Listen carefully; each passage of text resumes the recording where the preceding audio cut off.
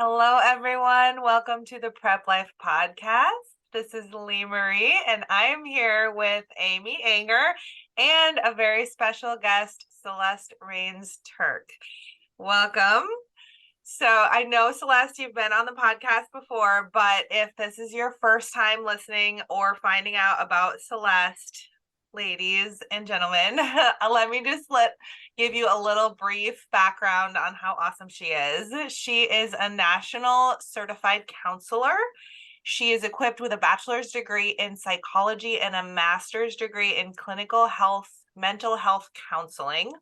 She's dedicated her mission to helping others build more than just a body. So Celeste draws on her academic background, personal insights, and a wealth of experience working with thousands globally. Her focus is on guiding individuals to make peace with food and their bodies without sacrificing their fitness goals.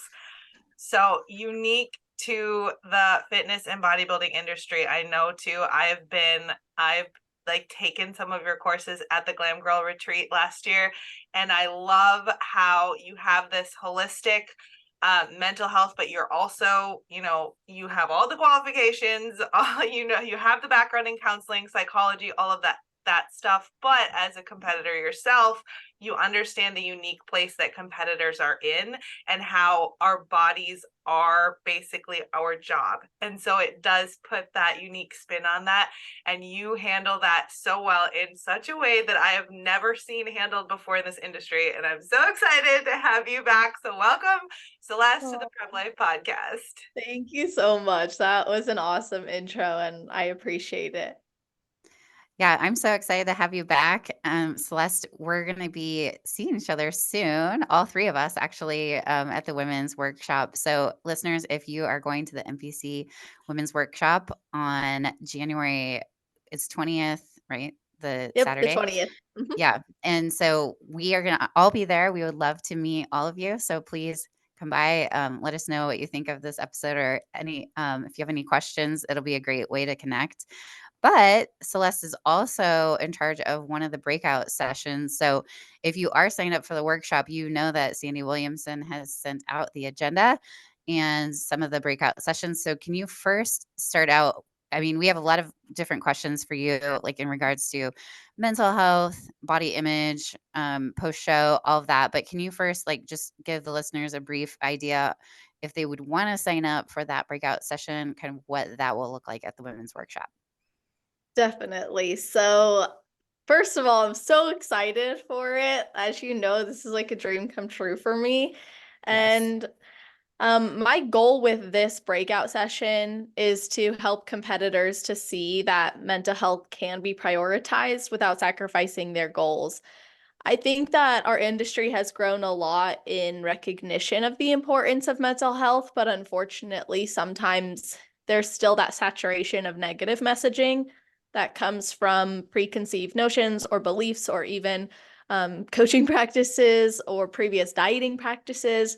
And it's something I just want to be able to create a space at the workshop to talk about. So we're going to talk about food, relationship, body image, communication.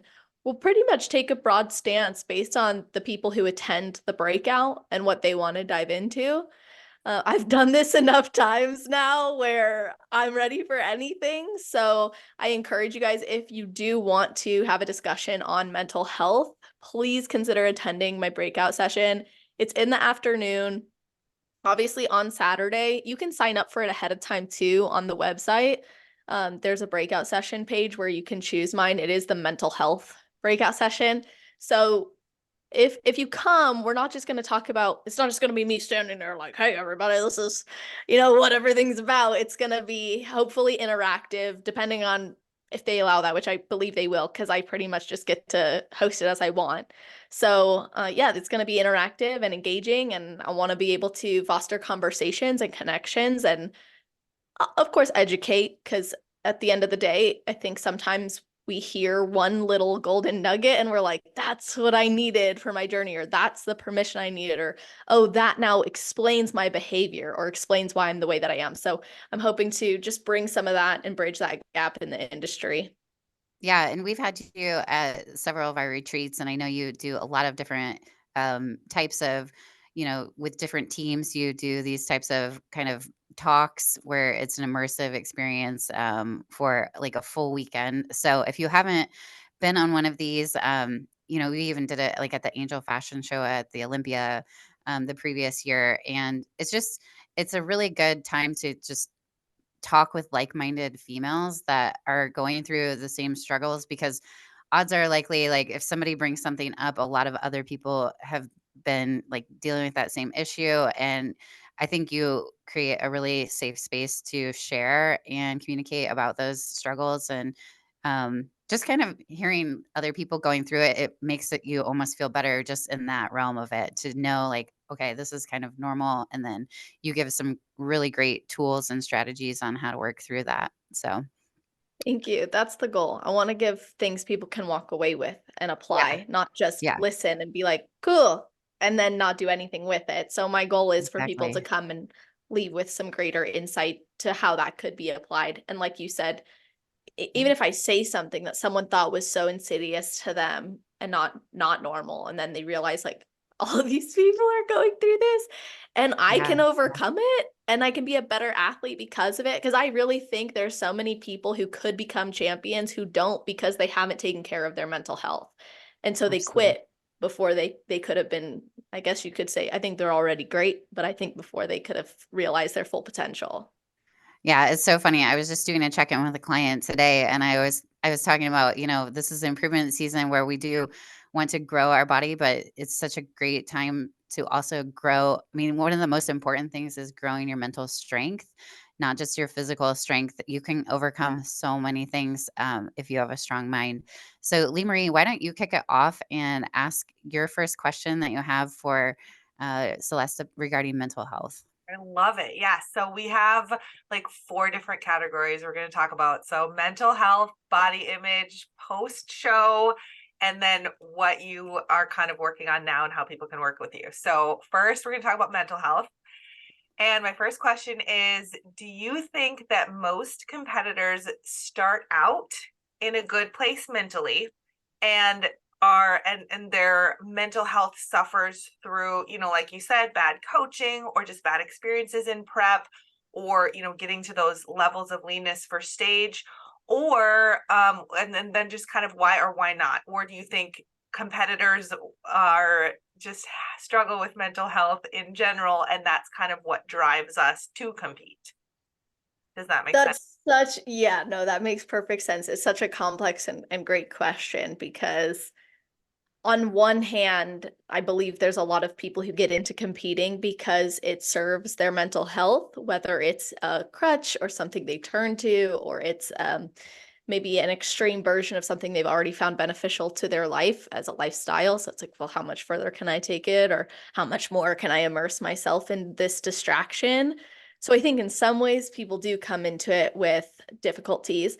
I also think competing itself is going to attract a certain personality. You're probably okay with maybe being hypercritical of yourself. You're already used to doing that. Maybe you demand excellence, and with the demand of excellence comes a perfectionist standpoint or an all or nothing type of mentality that maybe it's currently existing in other areas of your life, or you don't have that control in other areas of your life, and bodybuilding is like the key to that. So I would say there's a lot of preconditions that likely exist when someone enters competing that either makes it attractive to them or supports them.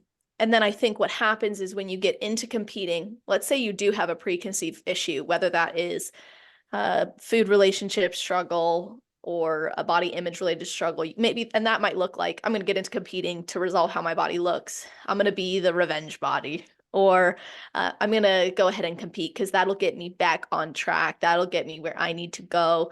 Obviously, all these girls look so great. I should be like them. And you fall into that comparison trap. So that's how that might manifest in real life. Now you bring that into competing, you're going to be more likely to engage in habits that are likely unsustainable for your long-term success, unless you do have a great coach who can identify that pattern and say, red flag, that's not going to be our best bet. Now, unfortunately, there's still coaches, as you guys know, who exist that will take you to whatever limit to get you whatever results you want. in an effort to satisfy your desires as a client and maybe hopefully keep your money in their pocket, if we're being real about it, you know? And so you are technically in a vulnerable position when you hire someone who's going to be monitoring and managing this. So that is a really key decision to make as a competitor. And unfortunately, when you don't know what's up from down, right from wrong, it's tempting to go with the route that seems the most promising and the most fast. It's tempting to say, I can commit all in for the next 10 weeks, even though it's like you're only eating chicken and asparagus. Like I have this thing that I always tell people, like you see people celebrate their results and you don't see their process. If we focus more on celebrating the process, then we can see why they have the results that they do. And prioritizing that's important because there's people who will lose weight. Oh, well, you're taking a drug, you're on Ozempic, you're starving your body, you're not. So that causes issues. We don't want to celebrate that. So we need to get to a place where we are more focused on that process. And I think it can be difficult when you want something so bad and you haven't yet internally identified who you are or how it could affect your life or what you want it to bring to your life because you're so focused on what you're going to look like on stage. So I wouldn't say competing causes it. I think it can exacerbate certain issues. I think the wrong conditions for prep and post-show can exacerbate those issues as well, or I think it could create them. Like anything, there's going to be red flags. If we can identify and proactively prepare to address them, we're probably in the clear. I would never discourage someone from competing out of fear for losing their mental health, because I think there's so many approaches you can take that are going to actually benefit you more than limit you. I love that. Absolutely. I love that too. Yeah. And we just wanted you to talk a little bit about how you help competitors during their prep with their mental health, as opposed to like maybe once they're going through post show, because I know that you have a very popular like post show type of program and things like that. But what can you tell us about what that looks like? I mean, from knowing me, like that I'm a year-round type of person anyway. The prep life is something that, improvement season or during like a cut phase, those are all important parts of the journey and it needs to be year round. So what does that look like for competitors when you're working on their mental health during prep versus after a show?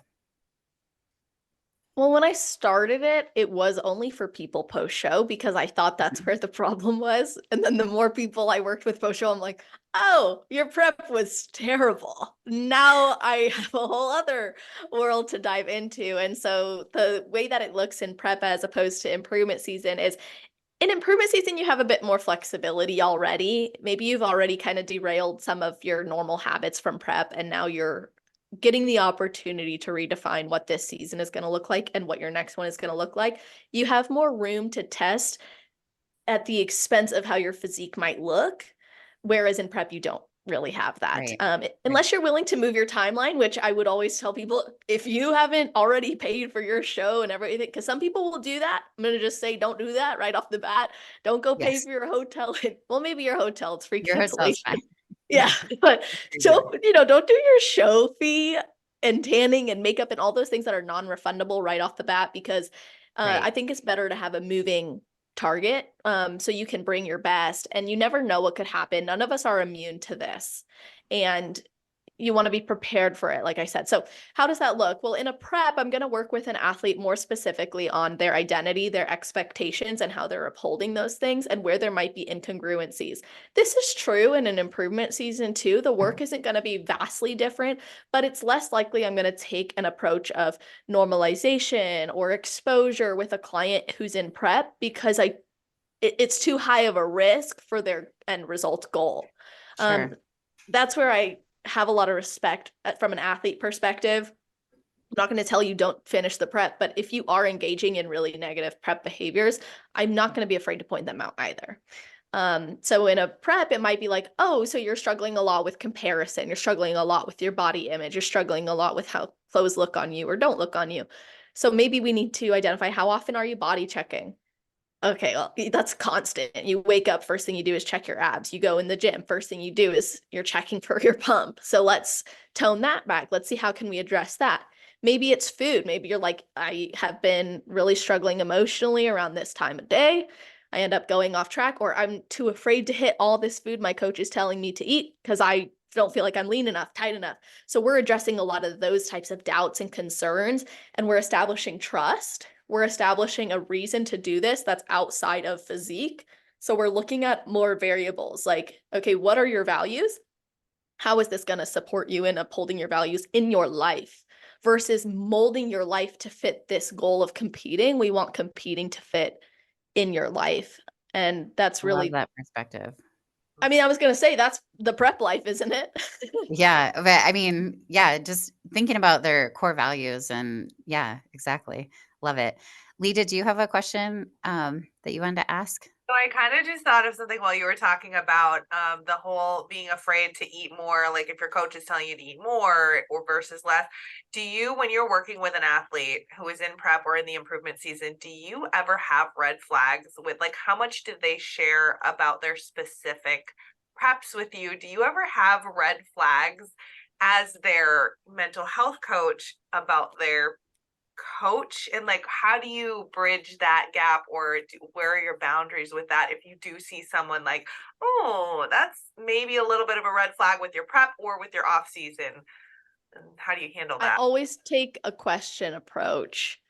I'll ask them what is the reason they're doing what they're doing, or their coach is having them do what they're doing. And if they know the reason and they're comfortable with the reason, awesome. If they're just doing it because their coach told them to, red flag.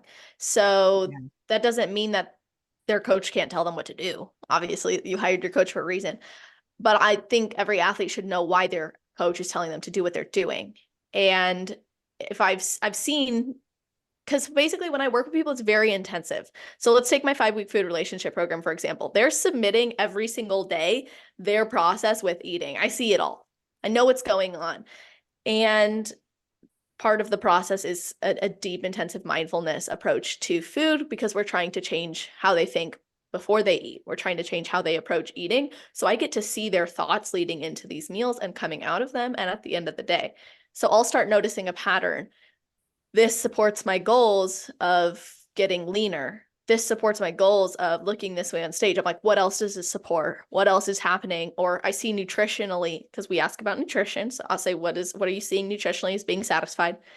And they'll say, well, I think this is going to give me energy. I'm like, how? What is in it that's going to give you energy? What is it that we want to shift the focus so much from that physique. Again, this is really what I'm trying to get at, to why you're doing what you're doing. So when I see something very, let's say, very strict diet at a 14-week out phase, I will question unless they have other concerns, but that's why I ask why. So if there is a concern, that's between them and their coach. I have worked in tandem with coaches before, although it's not my preferred method because I'm there for the athlete and I would prefer the athlete to learn how to communicate with their coach. And I've had an athletes say, hey, can you talk to my coach about this that we talked about today? I'm like, well, how would it sound if you talked to them about it? Well, I'm worried they're going to say this. Okay, so now we need to address the underlying fear or the underlying concern. So that's the best part about counseling is it's just asking questions. I'm a very curious person. So we try to just get to the bottom of it and figure out, okay, now we see what the issue is.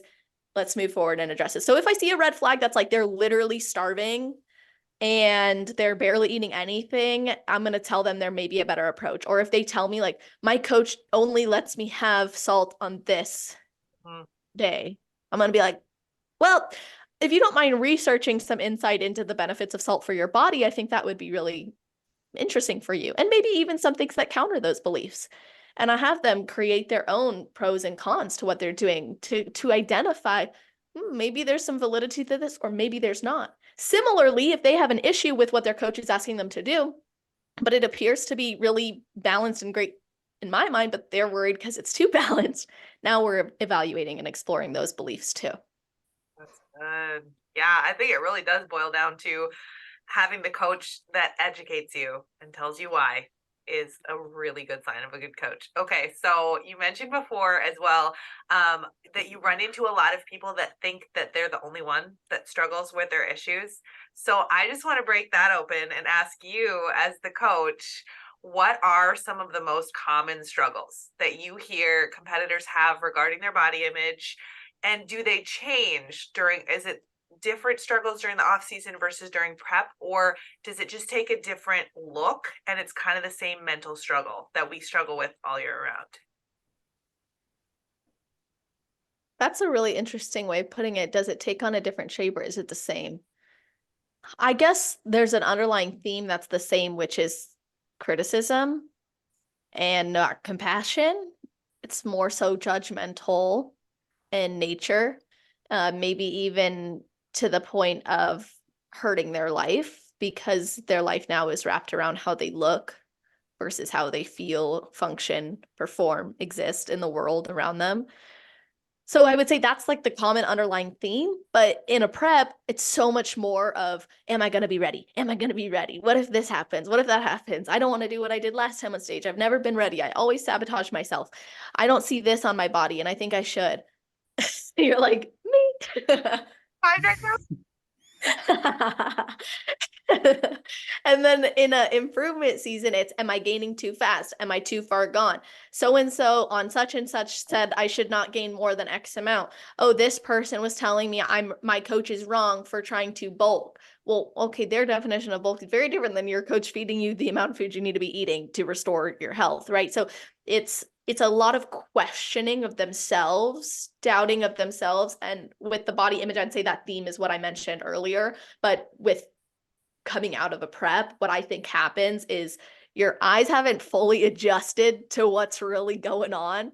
So you still got your prep goggles on and you're used to looking in the mirror, seeing more lines, more veins, maybe like you're super defined or you get a sick pump. And then your improvement season comes, you're looking super solid generally those first 2 weeks. But if you're binging, if you're overeating, if you're struggling with your behaviors, that will influence how you see yourself. That is one of the number one things that I see. Probably the most common thing that I see is the people who are struggling in their behaviors have a harder time with how they look, unless the weight is going down. If the weight is going down or they're getting leaner, suddenly they're okay with binging. They're okay with restriction. If the weight is going up or lines are disappearing, which is normal, as we know, then they have a problem with it because their actions aren't actually aligned with the version of themselves they're trying to be. Do you find that that's different? Let's say it's, I mean, because obviously you're going to be eating more, your purpose is putting on muscle, getting back to a healthy place. So if someone is not struggling and the scale is going up, but is there more peace of mind because I they're think so. Usually, yes. It doesn't mean it's necessarily easy for everyone. I think it is easier when you're acting in a way that you're happy with and proud of. It removes the guilt and shame. However, I think there's this part of body image that's often not maybe focused on by people or addressed when they're struggling with body image is also perceived look that they should be upholding. So body image is not just how you look, it's not just how you think about how you look, it's also how you think others think about how you look. It's also how you think you're supposed to look. So sometimes, even if you're doing all the right things, your body image gets affected by this belief that, well, I'm supposed to look this way because I'm this many weeks post show, or I'm supposed to look like this person because I competed with them, or I should look like this pro already. So those are the types of ways that even when you're doing everything you could, it's that part of body image of what you think you should be, or what you've been, or what others tell you to be, and how you think others are viewing you, that's going to affect you. Yeah. So what are some tips that you give people when they're just really struggling? I've noticed like a lot of people that have done like fall shows with Thanksgiving and Christmas and New Year's celebrations. They've just been really struggling, just being exposed to a lot of different things when their hormones, aren't in a place where they're giving them the right signals. Like, they're feeling like they're very hungry just because they're not producing as much leptin. They're ghrelin super high. What are some tips that you give people that are struggling with those types of things? Well, that alone is really great to have a coach who understands that and can educate the client on that and say, this isn't maybe that you're crazy, or unable to control yourself or undisciplined. That's usually where a competitor's mind go. Keep in mind, Yeah. most of us competitors, we pride ourselves on being, we're the 1% of the world, like we're Yeah. this top dog. So, which can be a bit detrimental in some ways. Again, it's that extreme mentality. But during this time, if that's happening, especially post show, what it tells me immediately is the competitor was not mindful enough in their prep. Now, granted, nothing you can do about that now. Your prep's come and gone. Next time, let's be more mindful about everything you're doing. Pay attention to more cues than just hitting your macros. That's where we want to be focusing on hunger. We want to be focusing on satiety. We want to be focusing on energy. We want to focus on timing of meals. And I think sometimes we narrow it so much down to a science that we forget there's that human aspect of it. There's mood, there's culture, there's connection, there's enjoyment, Yeah. there's trying something new or just satisfying a desire, and it's okay to do that. So here's what I have said, and these are going to be more, I guess, implementable. One, did you want it before you saw it, or do you only want it now that you've seen it? Ask yourself that question. This is great even if you work in like an office where there's all those yummy treats. Yeah, Yeah. that's a great question to ask because I had a lot of clients this year in the holiday season. It's like, oh, I walk in the break room. There's donuts, there's cookies, everyone's bringing us extra treats right now. And I'm like, but did you want it before? They're like, you know what? No. And I'm like, this is why advertising works, because Yeah.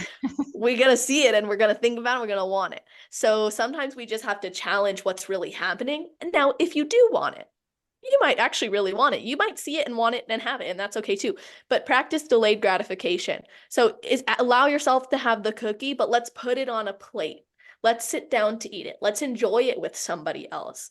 Or let's pay attention to the senses. How are you experiencing this versus I'm just gonna shove it down my throat because I don't want anybody to see me eat this. It's like, no, let's be like the Lindor commercials where she's like slowly unwrapping the truffle, and it's like Love it. it's a little not PG. It's like PG-13. Like be a little Very PG-13 touchy. with this sometimes and take it to the commercial route, like that, have it be an experience. And then furthermore, if you are struggling during the holidays, or that is something you've struggled with, or even social events now that we're post holidays, another thing to consider is what is it that you're worried about? Are you worried about overeating? Are you worried about certain foods that'll be there? Are you worried about losing control? Identify the actual fear and then consider what can be done to either prevent this from happening or address it if it comes up. And we want to proactively address the roadblocks. What happens is we want to pretend like we're not going to experience it. So we put these blinders up like, well, I won't struggle with it this time. I'm going to be really, really good. But that Right. doesn't give you any, you're not actually seeing it. You're just like, okay, it's not going to come up this time. If it's been there 9 times out of 10, it's coming up. It's coming up. Mhm. And if it doesn't, cool. I don't know what happened, something crazy. But if it's happened most of the time, it's going to come up again. Let's be prepared to address it. So, for example, if you're worried about it being around pumpkin pie, it's like your thing. It's this homemade pumpkin pie. You can't stop thinking about it. Start having it the week leading into it, if you can. Start slowly incorporating it.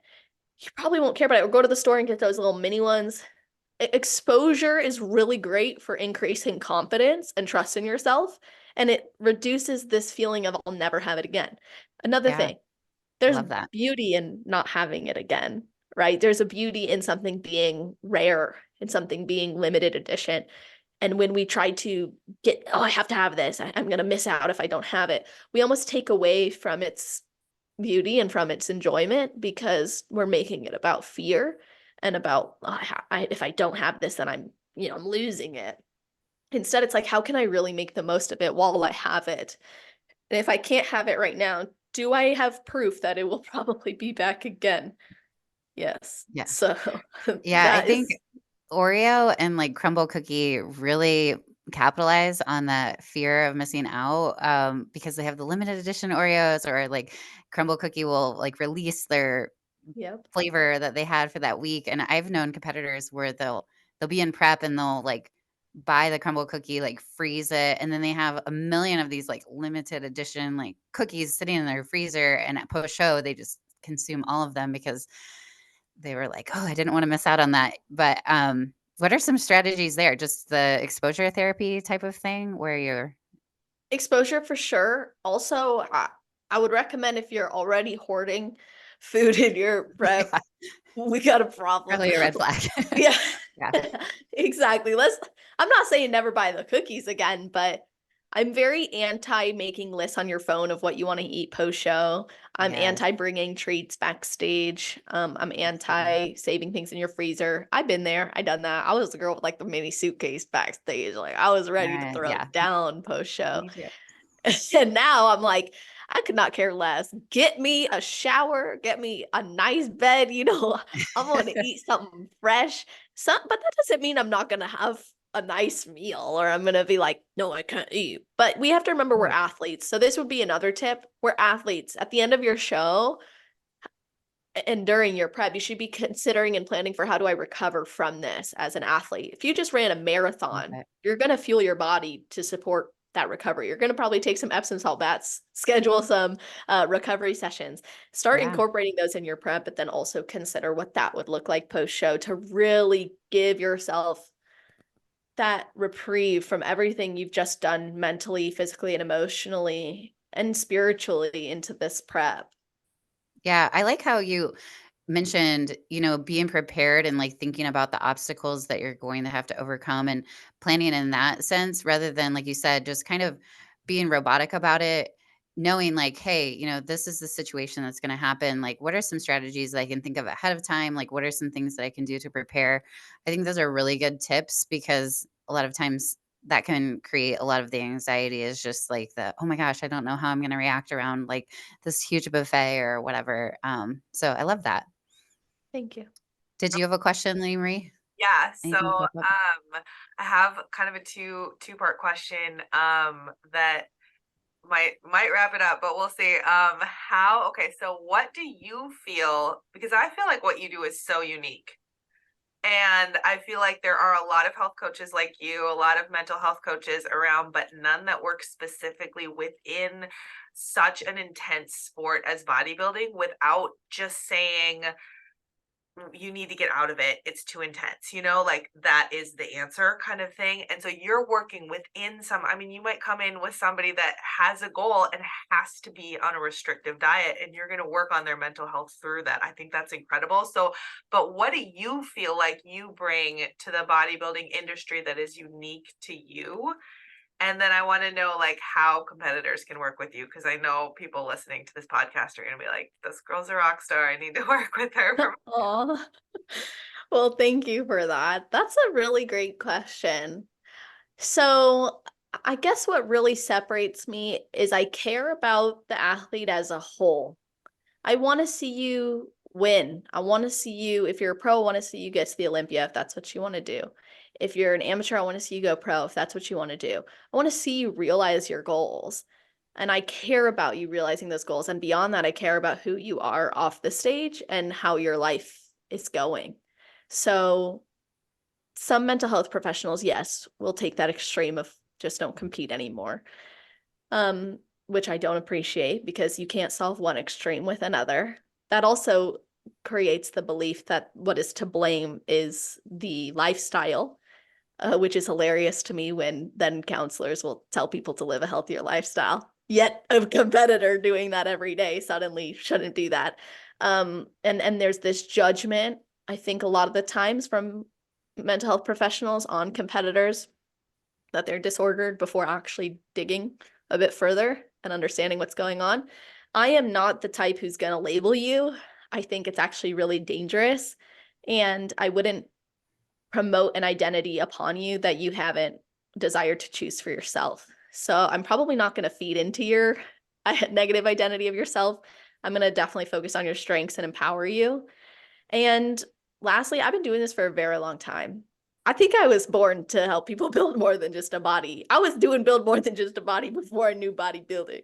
So for me, this is in my mission. This is like my purpose. So I care so much and I will do what I can to help. I've created so many resources for free that shouldn't be free because I care. And I want to see this actually change in the industry versus, and I don't want to knock other people, but I notice people saw what I was doing, tried to do it and left. So did they really care? Did they really understand it? I actually understand the behaviors on a psychological perspective and a personal one. I've been there, done that. Don't recommend it. But I also get it from a psych perspective. And because I pursued higher education, not saying that's going to make me better. Anyone can go get a degree and not know what to do with it. Yeah. But I Yeah. focused my efforts there. So I would say those things really set me apart. Ultimately, I don't want to be the best because I'm the only one doing it. I want to be the best because I'm genuinely the best. Yeah. I like from a business owner's perspective, just the fact that you've always stood true to making the athlete your priority when it comes to just being very neutral.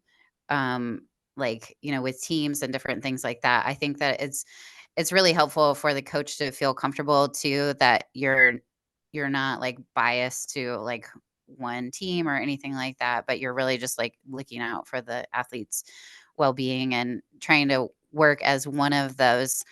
I mean, I always say it takes a, a village to raise a bikini competitor, and you're just part of like one of those multiple people in that village. So I really Thank you. appreciate that about you. Thank you. That's so nice to hear. I'm going to just quick antidote or anecdote. Antidote is a medication. Anecdote is a story. So an anecdote. They sound so similar. Yes, I they do. had coaches who wanted to hire me exclusively. Yes. There's a reason I turned that down, and like I've Mhm. worked directly with teams and coaches, but I'll never be exclusive to one because of exactly what you said. So to hear you recognize that, it means a lot to me, first of all. And second of all, I hope it means a lot to the athletes. Like, I'll never trade being the best I can be for you for a paycheck or for more money or more security. In all honesty, to me, like, it's the mission that matters. Obviously, I got to pay my bills, but and I'm not going to sell myself short. I've done a lot of work for this and I earned it. However, I am really committed for the athlete, and I appreciate that you recognize that. Yeah, I definitely have recognized that. You're just a very genuine person, and I know that you do everything you just said, it's known to everyone that you care so much. So I appreciate that about you. Thank you. Okay, so what are you working on like for 2024? Is there anything new that you have coming around the bend that we should be aware of, like any projects or things that you Yes, feel passionate new about? projects. That's the word, is endeavors, man. I feel like when people have been asking me what I'm excited about, even with like personal life stuff, I'm like, I don't know, but I see endeavors, and like I see these new things. So for one, I started a podcast studio in my house. Oh, wow. So I'm gonna launch something that you guys know I talk too much, but it's called Confessions of a Bikini Pro Podcast Experience. It wouldn't make sense if it was shorter than that. So it's the experience. So gonna have pros come out, engage in an episode with me in person, but then we're gonna record workouts. We're gonna record them making their favorite meal. It's gonna be a Oh, wow. full like deep dive. So I built the studio. That's I've got all the cool. cameras. It's a huge investment, but again, this is Yeah. about giving back.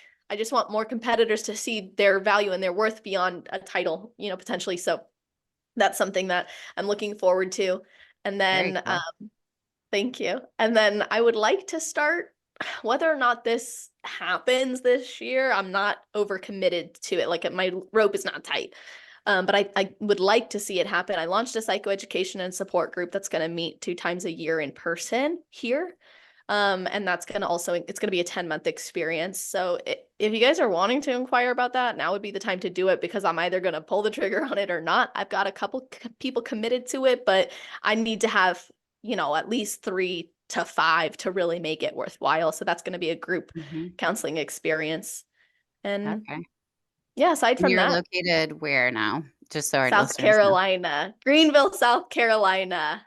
Yeah, and at the beginning, before we were off air, I heard a little "you all." I did I'm like, that it's for fun. definitely I was like, I'm gonna y'all. say y'all. I'm gonna get on Very that phone, gonna say sup, y'all. Love it. Okay, well, before we close out, was there anything that we didn't ask you that you would like to share with the audience? No, not at all. You guys are awesome, and I appreciate you bringing me on again. It's always a pleasure. Yeah, I'm excited to see you in less than 3 weeks. Woo! And it's always a fun time just to get the whole community together. So I think it's going to be an awesome event. I know it's been sold out for a long time. So if you have your tickets, we're excited to see you all there. And thank you so much for your time today, Celeste. If people want to reach out to you and find you, what's your Instagram handle or ways that they could get a hold of you? Instagram is at celestial_fit. The website is www.celestial.fit. Awesome. And you can find us on at Prep Life Podcast or at Glam Girl Bikini. You feel free to tag us on your story and Celeste and let her know what you thought of this episode. Any sort of ratings, reviews are always helpful for other people that are interested in similar topics. So if you can pass that on, we try to keep this podcast ad free. So that's just one way to pay it forward to other listeners. And if you are interested in joining our team, you can go to glamgirlbikini.com and hit the get started button. Thank you, everyone, for listening. And thank you so much, Celeste, for your time. Thank you.